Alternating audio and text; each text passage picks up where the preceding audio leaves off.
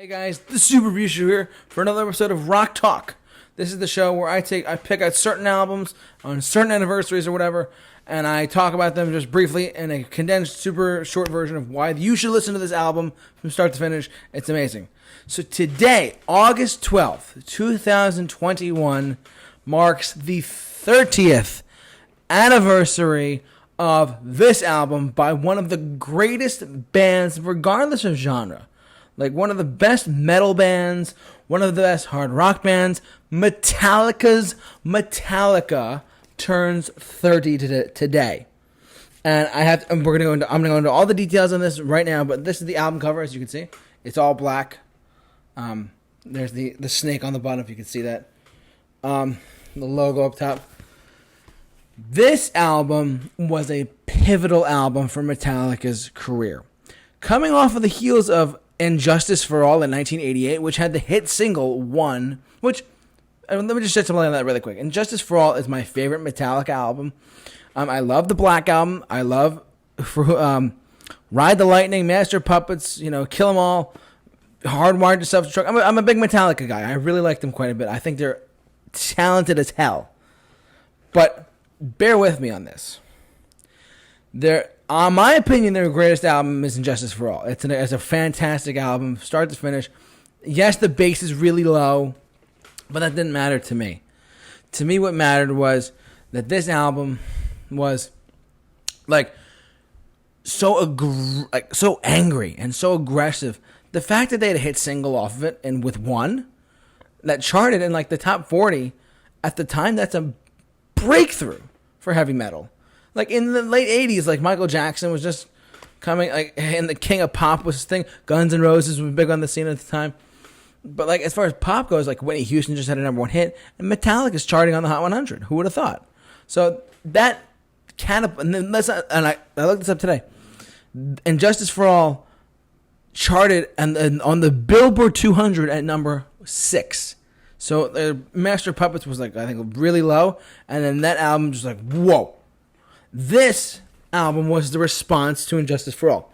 So, Injustice for All, they got, for those who don't know, who do know, well, good for you. But if you don't know, it's really long songs, literally 7 or 8 minute songs each on 9 tracks. It's crazy.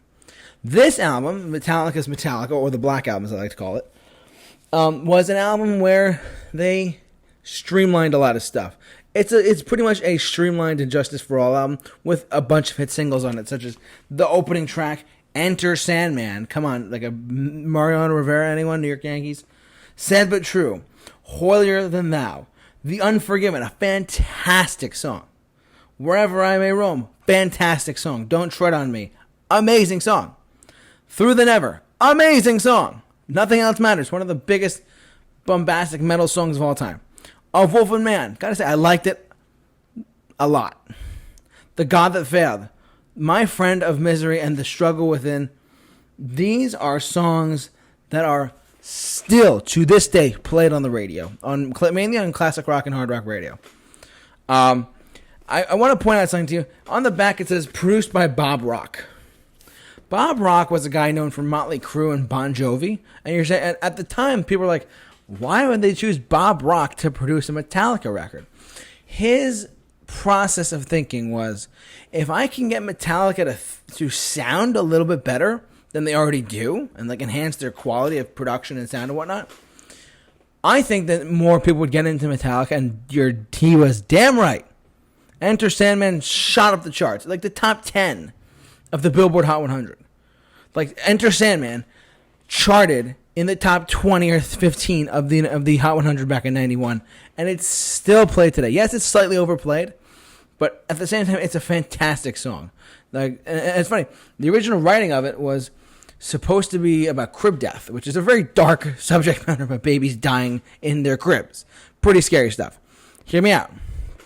So, the writing took about 10 months for about this whole album, start to finish.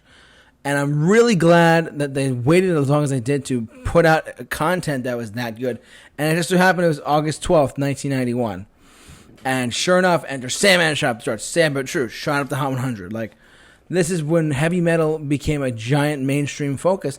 And it really launched a second like wave of people getting into Metallica. The hardcore fans were like, "Oh, Seek and Destroy, For Whom the Bell Tolls," stuff like that. But this album is start to finish a masterpiece. For a lot of people, it's the best Metallica album. Like I said, mine personally is Injustice for All. Long songs, angry songs. To me, that's heavy metal, but that's me. A phenomenal track. But Enter Sandman opens up the album. Nothing Else Matters. Through the Never is great. I was listening to it on the way to work today. It was so great. The God That Failed, The Struggle Within. Like, these are all great heavy metal tracks. And they sound better than most of their earlier stuff. Like Seek and Destroy, it sounds very different production-wise, quality-wise, compared to this. And this just trying to streamline them, and it worked. It debuted at number 1 on the Billboard 200. It cemented Metallica as a major household name and to become the biggest band in the world. At the same time, grunge was happening, of all things. So, that being said, everything I just said to you about Metallica and the Black Album, it's 100% true. It also went multi-platinum within 2 weeks. This album was sold like wildfire in the early 90s. Wildfire.